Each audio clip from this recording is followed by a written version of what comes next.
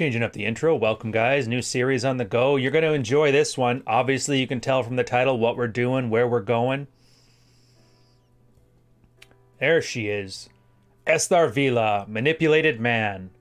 The first 3 chapters, A Slave's Happiness, What is Man, and What is Women. Welcome, everybody. We're going with some nice chill hop. Some nice chill filters. We just finished When I Say No, I Feel Guilty after coming off the heels of the antibiotic nuke. No More Mr. Nice Guy by Dr. Robert Glover.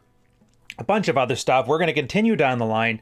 The next one I like to have for a very intro level. What is Red Pill? What am I doing with this thing? And what hole do I stick it into? Esther Vila's The Manipulated Man.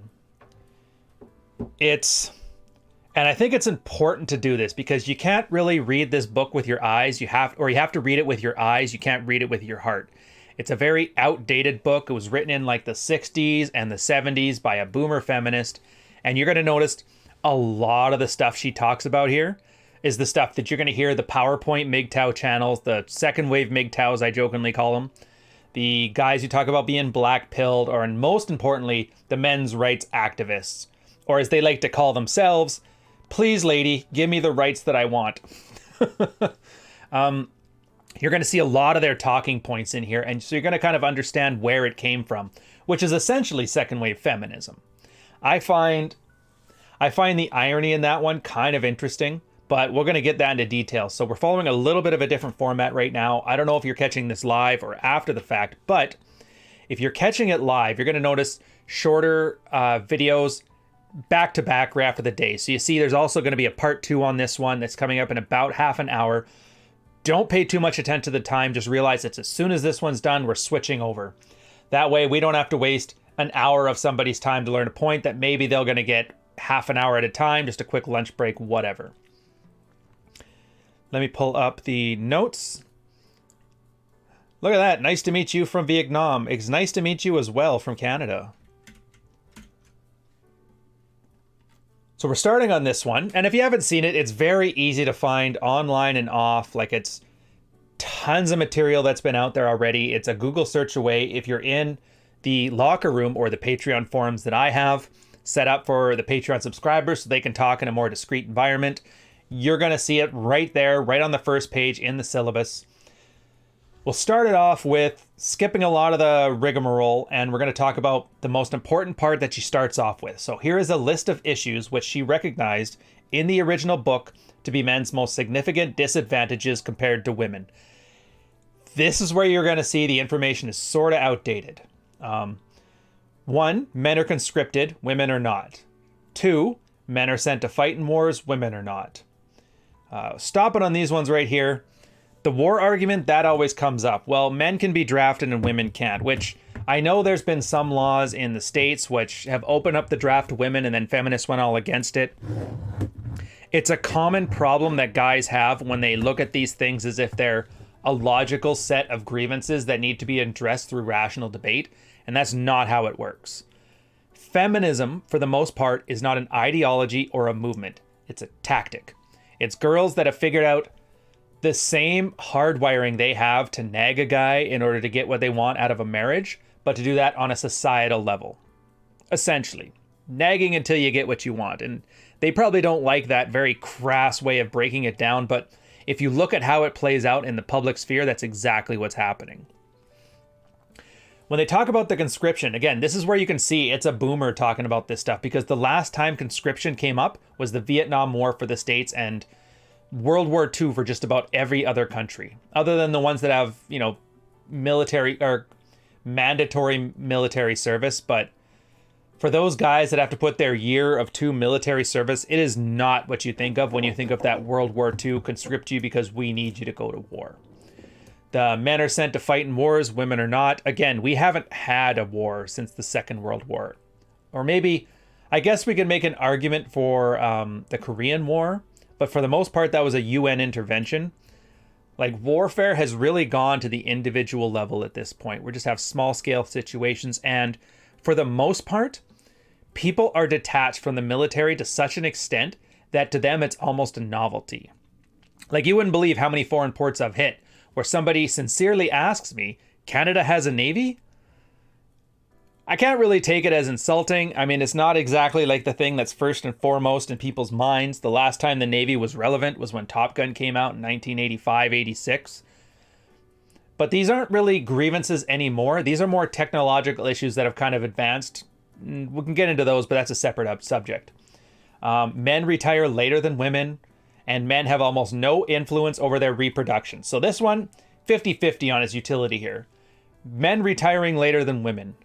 And I will tell you, anybody, I would argue the younger Gen X's and anybody who's a millennial or younger, this men retirement thing, like who retires anymore? The social safety net has eroded. So again, you see here that they're blaming societal changes. We can argue if they're good or not, globalism, what have you, but these aren't men and women's sexual dynamics. But that's the problem, is they kind of get jammed into there. And this is where you can see that second wave feminism influence and creation of the MRA and arguably aspects of the MGTOW space are really not doing well. Like, MRAs have essentially adopted the female strategies for male sensibilities, and it's not working for us. There hasn't been a single MRA victory in, I would argue, at least 50 years, and the organization's only been around for 51. So their last good thing they've done was create the MRA.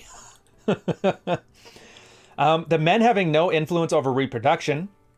For men, there's neither a pill nor an abortion. They can only get children women want them to have. And this is arguably still as true today, if not more so. It's the one thing they nailed. Best way to articulate this is to look at the decision gates a girl has when she decides to have a baby. There is the decision to have sex. She can have sex or she can not have sex. Now, we're not arguing efficacy, just that it's a decision. We have birth control. That's hers. That she can say not to have sex unless the guy uses birth control, aka a condom. After that, we have the Plan B pill, that oopsie pill. Then after that, we have the pregnancy. Now with pregnancy, abortion is a serious opinion or a serious option that's out there, and it is the worst you could say about it is people have to go through a little bit of crap. Like maybe they're obliged by some of the more conservative states in the States, or maybe some of the conservative countries, to have to go through some kind of shaming tactic to let them know, just so you know, like make a look at the ultrasounds, whatever. But there's nothing stopping you. The worst thing you'll say is that, well, I had to drive 2 states over. Well, you know what? It's an 18-year commitment, so I have very little sympathy for a girl that has to take an entire day off of work in order to do this. Meanwhile, a guy has no say in it at all. Beyond that, then and they're making arguments. You could argue each different trimester comes with those things. But the point is there's many decision gates there. And then once the birth happens, you have adoption as an option. And financial abandonment. This is the big one. Guys have been fighting for this in the MRA for God knows how many decades. Women have had it as long as I can remember. You drop the kid off at a church, drop it off at a fire station, right there. Girls are hands off. As long as you don't throw the baby in a dumpster, a girl can abandon her motherly duties on a whim. And nobody has that in the men's space. So this is the one thing I would argue, if the MRA were to make a hill to die on, this would be it. And they've failed miserably. And so from a red-pilled perspective, knowing that the law is set up where you have zero decision on this while the girl has all the decision, you really have to fight for that. And this is the iron rule of Tomasi, that always be in control of the birth control. Understand that after the money shot, your ability to influence your freedom and your choice is limited to 0. Now, there's strategies around that, but those ones tend to be more on the illegal side, so we don't really discuss those. The next ones here, men support women. Women never or only temporarily support men. This one is true, and it's still true. Like, again, it's an MRA thing for the most part, but girls don't like the idea. As soon as they have to support a man, unless it's like a temporary situation, like a sickness or an unemployment stint for a little while, it ends up becoming, well, he's just a deadbeat, and then they look for reasons to check out of the marriage while absolving themselves of responsibility for doing so, because they still want to be a good person. That's a good mapping of the terrain. I wouldn't argue. Actually, we'll get to that part at the end. So men work their whole lives. Women only work temporarily or not at all. This is slowly changing, but I wouldn't argue for any altruistic reasons. Women have become a lot more distrusting of the male condition. and they don't like the idea. Like, a lot of women have watched their parents' marriages, and watching dad who provided for the family and put mom on an allowance, they found that to be so demeaning that they promised themselves never to put themselves in a position where they had to rely on a man. It's a very untrusting thing. I'm not going to argue whether it's a justified or a not justified one. As far as the girls go, her feeling about that is completely true. And so that's all that matters. And that's they act according to those feelings. So just be aware, as a guy, you don't have to be the breadwinner in the family, but you also have to be at least self-sufficient. And this taps into the luxury brand thing. Again, it's a topic for a separate video, but just realize this doesn't mean you have to make more money than your girl, because that's increasingly becoming a moot point. Girls are just earning more money right now, and increasingly men are earning less. So just be aware, as long as you're earning enough that you that you don't become a dependent, the economic factors aren't a giant scenario. Next one is, though even male men work all their lives and women only work temporarily or not at all, on average, men are poorer than women. And yeah, that cheaper to keeper thing, complete lie. Men are finding through divorce, even after all the state-sanctioned payments, they're still finding more disposable income. The whole issue with a relationship is that men aren't ready from a traditional standpoint until they reach a situation of economic surplus. In other words, they're more productive and they earn more than they would need to spend on their own. We have, and I hate this topic. Like, it's a good topic. It's important to understand the roadmap, but I hate preaching about it because it's got that whole MRA grievance. Yeah, that's it thing about it. We'll get into why on that later, but one of the stats they love trotting out is in New Zealand. They did a study and they found out that women en masse are a larger tax burden than they are a tax producer, and men are the exact opposite. So it's literally playing out the relationship arrangement, but on a societal level. So it's very interesting to know. This isn't something that being in a relationship or going your own way is going to solve. It's a problem of humanity, not of Stacy that you thought about wifing up. The next part, men only borrow their children. Women can keep them, as men work all their lives and women do not automatically rob their children in cases of separation, with the reasoning that they have to work. As one can see, if anything, the female position of power has only consolidated, which is true. There is some movement in the legal sphere for this, but it's mostly because of the females weaponizing the court system has created an undue burden. And so for the sake of easing the tax on it, they kind of switched to a more, I don't even want to say egalitarian, but a more scripted response.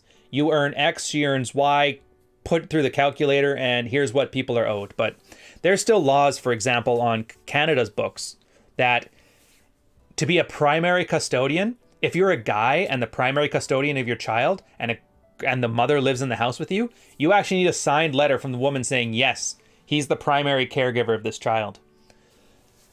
Men don't get to have kids, men get to sire children. And you're a father at the whims of mom. This is just a reality of the situation as it is now. You don't have to like it, but you do have to understand it. Now, legally, this doesn't mean it's a prison.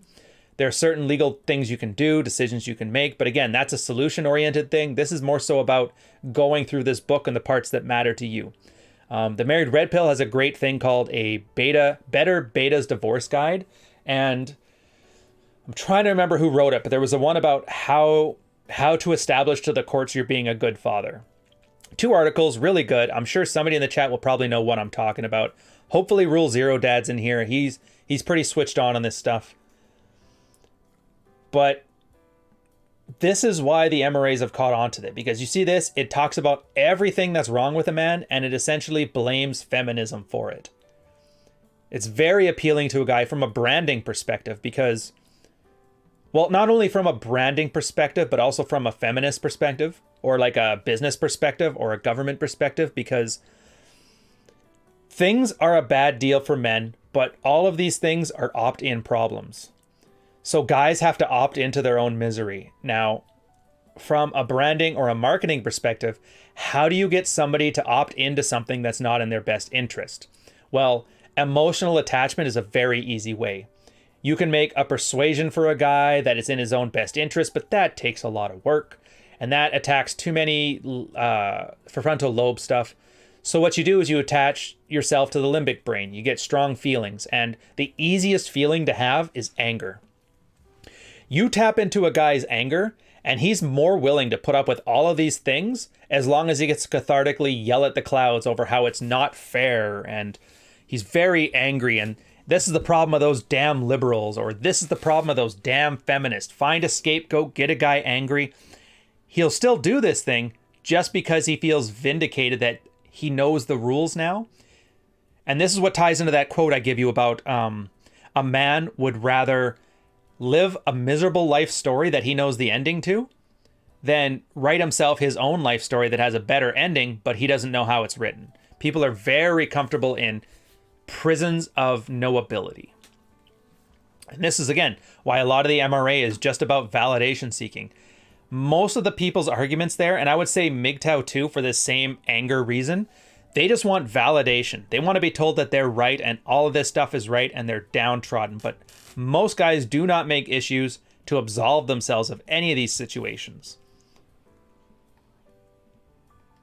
Again, it puts women on the pedestal. And this is why so many guys see pickup artists or red pill guys as, oh, they're just putting pussy on a pedestal. Well, the MRA and MGTOW position, the MRA position is if a woman says it's legit, then it's legit. So they actively want feminists and female leaders of the MRA to basically tell them that they're right. Just tell me what I want to hear. MGTOWs is the same thing. I'm going my own way. And if it was their own way, a lot of their content would be about best way to wakeboard or best way to cook a steak. Instead, what you're getting is constant complaining about the situation and how bad they have it because, again, they want acknowledgement. Women, tell us you're stepping on our neck. And they're like, you guys are nerds. Get out of here. Next section is called The Slave's Happiness, by the way. So I'll quote a section in here that I found perfectly representative of the male situation. The lemon-colored MG skids across the road, and the woman driver brings it to a somewhat uncertain halt. She gets out and finds her left front tires flat. So without wasting a moment, she prepares to fix it. She looks towards the passing cars as if expecting somebody, and recognizing this standard international sign of a woman in distress. A weak female let down by male technology, a station wagon draws up. The driver sees what's wrong at a glance and says comfortably, "Don't worry, we'll fix that in a jiffy." To prove his determination, he asks for a jack. He does not ask if she's capable of changing the tire herself because he knows she's about 30, smartly dressed with makeup, that she isn't. Since she cannot find a jack, he fetches his own together with his tools, and 5 minutes later the job is done and the punctured tire properly stowed. Hands are covered with grease. She offers him an embroidered handkerchief, which he politely refuses. He has a rag for such occasions in his toolbox. The woman thanks him, apologizes for her typically feminine helplessness. She may have been there till dusk, she says, had he not stopped her. He makes no reply, and as he gets back into his car, gallantly shuts the door for her. Now, through the wound-down window, he advises her to have her tire patched at once and promises to get her garage man to see it the next evening, and then she drives off. The man collects his tools, goes back to his car, and wishes he could wash his hands. His shoes has been standing in the mud, are not as clean as they should be. He's a salesman. What more will he have to hurry to keep his next appointment? So as he starts his engine, he thinks women, one more stupid than the next. He wonders what he would have done or what she would have done had he not been there to help. He puts his foot on the accelerator and drives off, a little faster than usual, more dangerous. There's a delay to make up, and after a while he starts to hum to himself. In a way, he's happy. Almost any man would have behaved in the same manner, and so would have most women. This story, it's a bit dated. Who drives cars nowadays? What guy knows how to change a tire? But it's Captain Save-A-Ho. It's simping at its most basic form. A guy will think to himself, a woman has agency when he wants her to, and she won't have agency when she doesn't. I like linking to it, but The Last Psychiatrist has a good article on this one where he talks about an Acura commercial. I believe that's in the Real Men Drink Guinness, but don't ask them to pay for it. I'll put a link in the chat here. You guys can read this one afterwards if you're so inclined. I'll throw it in the description as well. It's the second half of this article where he talks about the Acura ad. It's the same thing. A girl keeps running from umbrella to umbrella with a man in order to get to her car. And the idea is, why didn't she ask any of them to walk to the car? It's the same thing. Guys have this heroic need to want to be manipulated, and they know they're easily manipulated. This instinct he has is the idea of protecting a woman for sex. Whether he knows it or not, that's the underlying motivation. So the idea of asking her if she's competent and able to do this and just missing the tools never crosses his mind. Same way in that Acura commercial, that asking one of the guys to walk her to her car never crosses her mind. Guys are just seen as tools, and guys like being tools because it has that innate instinct to protect women, which worked great when you were in a tribe of 50 monkeys versus 50 other monkeys. But now we're grown adults in an 8 billion person world. It does not work. Women still keep this strategy with them because it's a very good one. It's called topping from the bottom. You play helpness, they call you an idiot. As long as you don't have an ego attached and not being associated with the identity of an idiot, you get what you want. Like, it's very clever, and it works extremely well. So I think one of the worst things as a guy you can do is assume women are stupid. Not because they are or they aren't. We're putting that aside. It's just because by you dismissing somebody as less than human, it puts you in the position of a useful idiot, while at the same time thinking yourself noble for the thing. And this is where I do not like that trad idea of the nobility of man, that soft Sierra law of, well, my woman doesn't drive, I drive her everywhere. I'm like, yeah, they do that in the Middle East too. The only difference is they don't ask the woman to thank them for it. Next section is what is man, where they go through some descriptions on what is a man, what is a woman. And in this case, a man is a human being who works. You're going to notice this too, same as the old order thinking stuff, the Jordan Peterson type stuff, the PragerU, the conservative grift. They always look at the beta buck side of things and they don't look at the alpha fuck side. So you're going to notice a lot of this is about the plow horse, the man who's good enough to get a wife at the tail end of I wasted my 20s after she threw on a sun hat and summer dress, and now she's ready to settle down and she's a very good girl. Just trust her on that one. So by working, he supports himself, his wife, and his wife's children. Notice there, very clever. It's not just saying that women get to have children and men don't. This covers the divorce thing too, like his wife's children. Again, stepping up as the stepfather. That's the exact same plow horse opt-in. Oh, well, this stupid girl end up finding herself, she got hoodwinked by an abusive man. I'll save her from her own stupidity. Meanwhile, he's putting somebody else's kids through college while she may be going back and sleeping with the ex every now and again. Some guys are noble, some guys do this, and sometimes it's the best situation for everybody, to which I say, good for you, sir. You solved a problem that was none of my concern, but you are a good man. Good for you. Everybody thanks you. You've made the light. You've saved the West. Not my problem. Let them burn. Any qualities that a man finds useful, she calls masculine. All others are of no use to her or anybody else she chooses to call effeminate. Notice that? Every trad girl who talks about, I love man who's good with guns, they do all that ego feeding. If it's useful to her, it's masculine. And this is where the problem comes in letting women 100% define masculinity. They had 3 generations to do it, and all they did was they wanted better plow horses.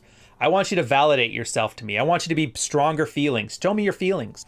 That's, again, step 2, Practical Female Psychology by David Franco. It's going to be later on in the series. If you're watching this a year from now, it's probably on the channel.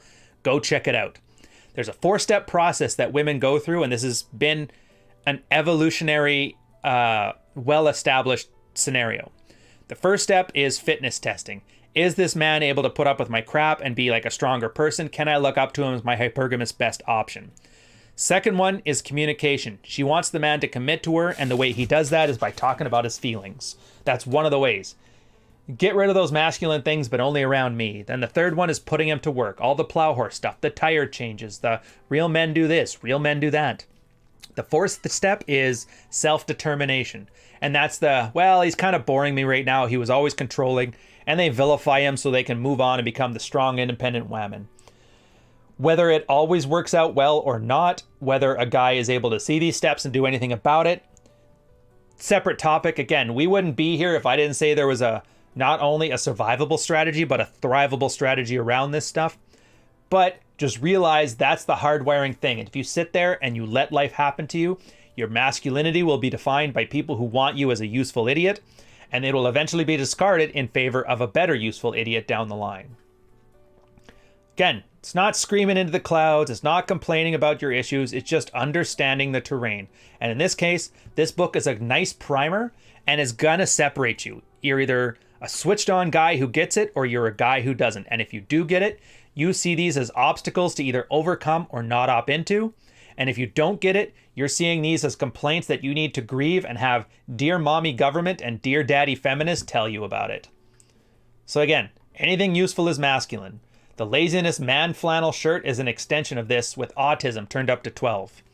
That's the hipsters who unironically wear it. Wear the flannel. Or what do lesbians are like stereotypically known for? Wearing flannel. Again, all these masculine symbols have nothing to do with masculinity, but they attract women who are in search of a useful idiot. That's why it's good to know them. Like, things that are attractive to women are good to know, but they can't be your sole definition. I have a great article actually in my blog. It's called Sex and Violence, the two non-fungible members of or ways to define manhood. And that makes the case that to define manhood, you essentially just have to pick a space, sit down in it, and dare somebody to move you. With the understanding that as qualities become useful, they make you more valuable. And that's being attractive, being less unattractive, being useful, the alpha behaviors and the beta behaviors. But at its core, you've made a decision that you are deciding these qualities here are making you masculine because they benefit your life in substantial ways, and you're daring somebody to try and attack those ones. It comes with a certain self-confidence about it.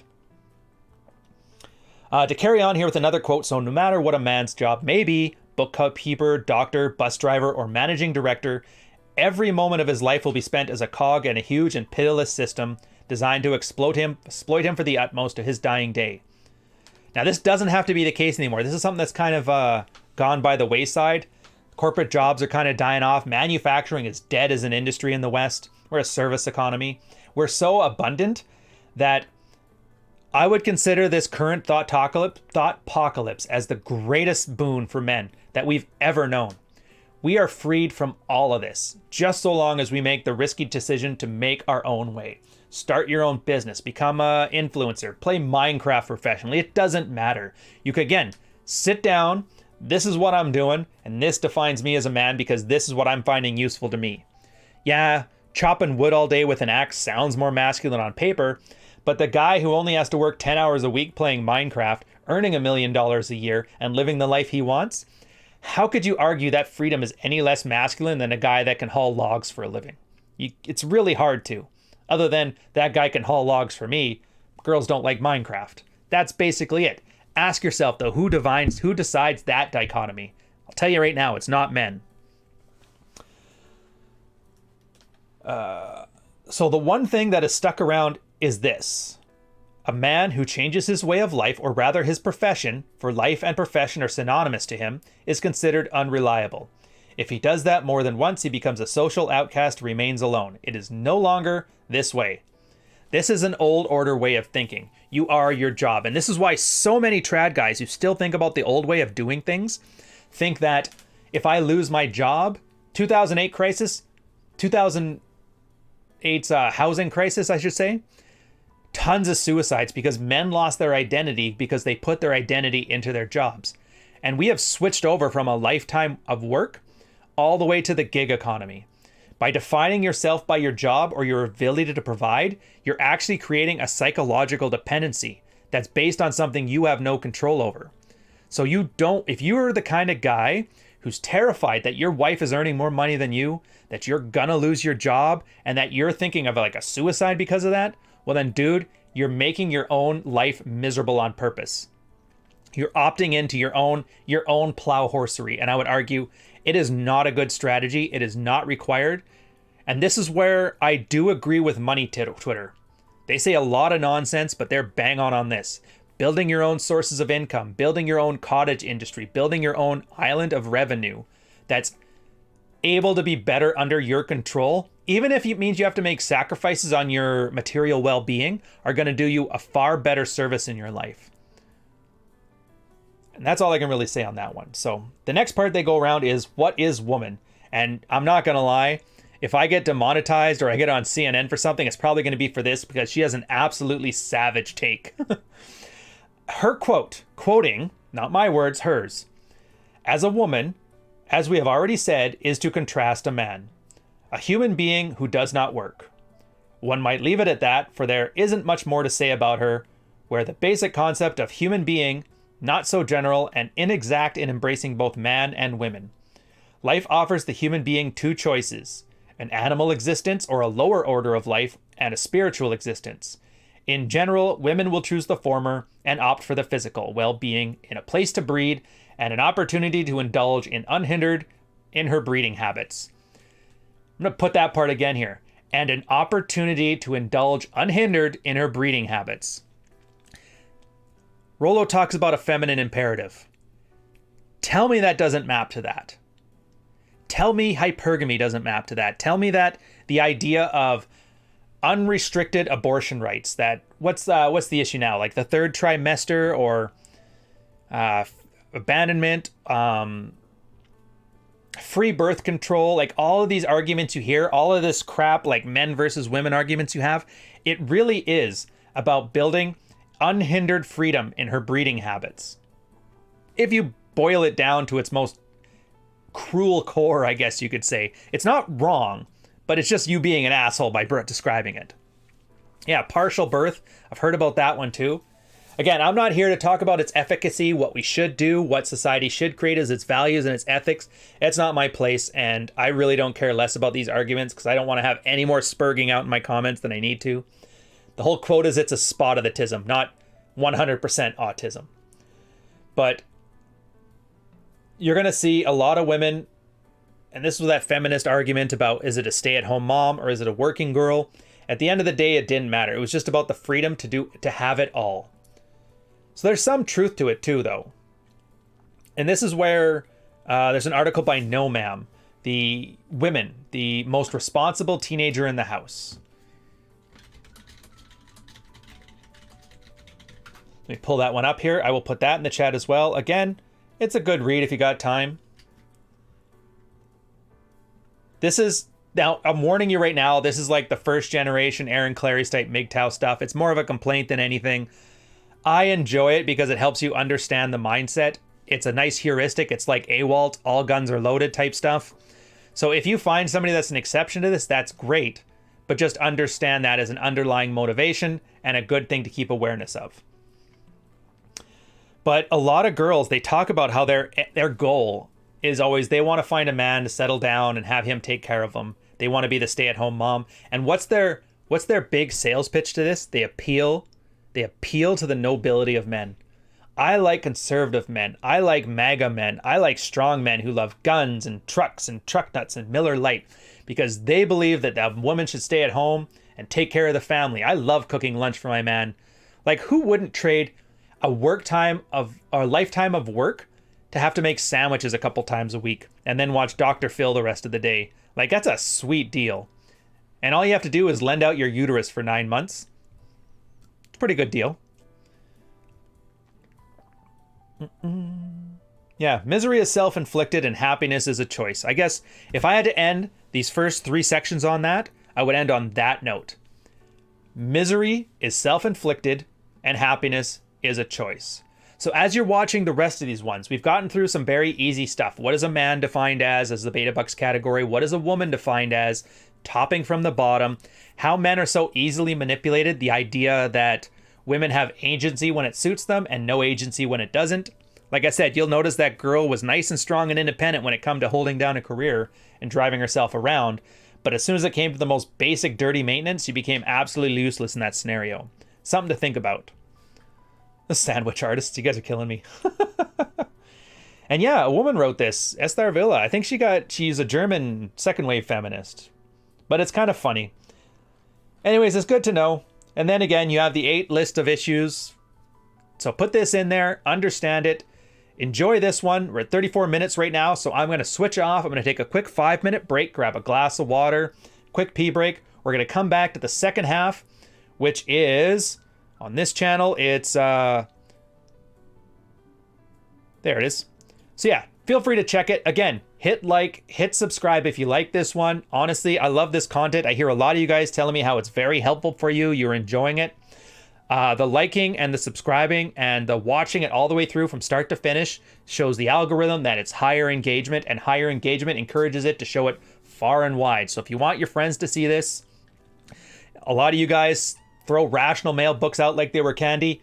Again, the better you engage with this stuff, the more people that are going to see it, the more people we can reach, and the more work we can do. So on that note, I'll leave you to it on this one, and I will see you in probably 5 minutes on the second video. Again, check it out, it's in the channel.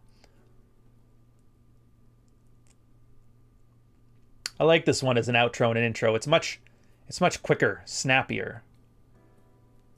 I have to keep this going for about 22 seconds though, so the end cards don't interrupt. So we're going to stare at this picture right here. By the way, you notice that he's not leaning in, but he still looks like he's a little bit too involved in her. I'm guessing those green lines don't count anymore, so thanks, Riv. You did amazing work, buddy. Anyways, cheers, guys.